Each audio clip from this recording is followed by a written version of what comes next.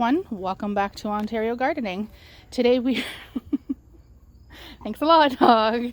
Today we are on day 3 of our flower seed harvesting series, and today we are talking about calendula. So I'm going to get repetitive like I said in the last couple videos about saving these seeds. You either are going to wait until they dry out on the pod, or we can cut them when they're close to drying and then let them dry in the house. So you can do that in a mason jar, on a newspaper, in a paper bag is what I'm doing. So we are going to harvest these ones off the head, let them dry for a couple weeks, and then I'm going to show you how to save the seeds. So let's just get some harvesting off of them. And these ones are pretty easy because they're so small, so we're just going to snip them into the bag.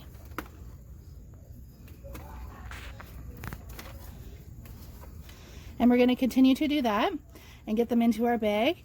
And then don't forget to write the name on the bag in case you're harvesting more than one type of flower seed. You don't want to get them mixed up. And we'll see you in a couple weeks to show you what they look like when they're dry and ready to be harvested. Hey everyone, welcome back to Ontario Gardening. Today is our 3rd day of seed saving from a different flower. So today we're saving calendula. We have had it drying in our bag for the last couple of weeks.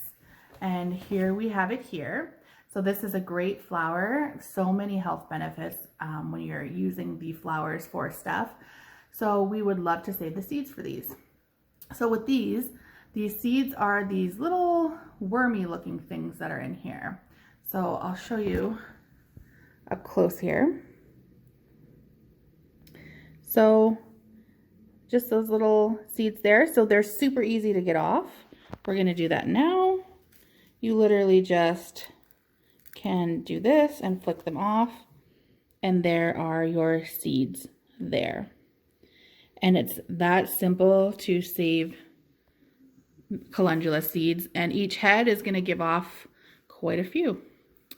So that's it for that. Follow us along for tomorrow when we focus on another flower seed. We'll talk to you then. Bye.